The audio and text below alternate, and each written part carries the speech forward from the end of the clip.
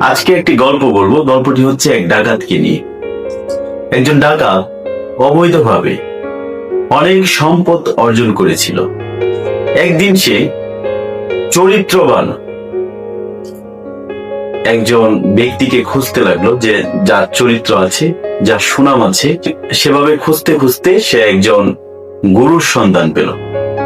গুরুর কাছে গিয়ে জিজ্ঞাসা করলো যে, গুরু, আমি কিভাবে সুখী হতে পারি?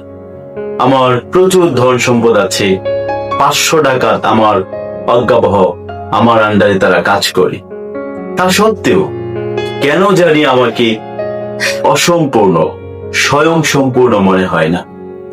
আমার নিজেকে নিঃস্ব বলে মনে হয়। গুরু তাকে একটি পাহাড়ের পাদদেশে যেয়ে 3টি পাথর নিতে বলল। পাথরগুলো ছিল অনেক বড় বড়। তিনি তাকে বললেন, এই 3টা পাথর তুমি নাও এবং আমাকে অনুসরণ করে আমার পিছু পিছু তুমি আসো। কিন্তু ডাকাত সে পাথরগুলো নিয়ে ঠিক চলতে পারছিল না। চলতে চলতে এক পর্যায়ে সে হাঁপিয়ে গেল।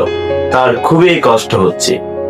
সে তখন গুরুকে বলল, গুরু, আমি এই পাথরগুলো বহন করে আপনার পিছু পিছু হাঁটতে পারছি না, আমার খুব কষ্ট হচ্ছে। তখন গুরু তাকে বললেন, তুমি 3টা পাথর তো, 3টা পাথর থেকে একটা পাথর ফেলে দাও। 2টা পাথর নিয়ে তুমি আস্তে আস্তে করে আমাকে অনুসরণ করে তুমি সামনের দিকে আগাও।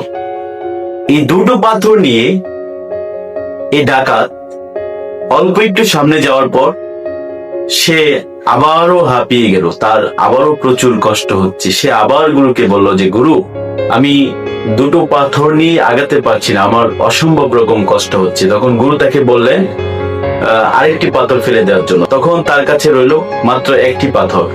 3য় পাথরের ক্ষেত্রেও সে সেটা বহন করতে পারছিল না, তার কষ্ট হচ্ছিল।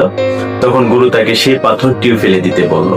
তো এক পর্যায়ে সে সবগুলো পাথর ফেলে দিয়ে গুরুকে অনুসরণ করে তার পিছু পিছু যে নির্দিষ্ট জায়গায় পৌঁছালো।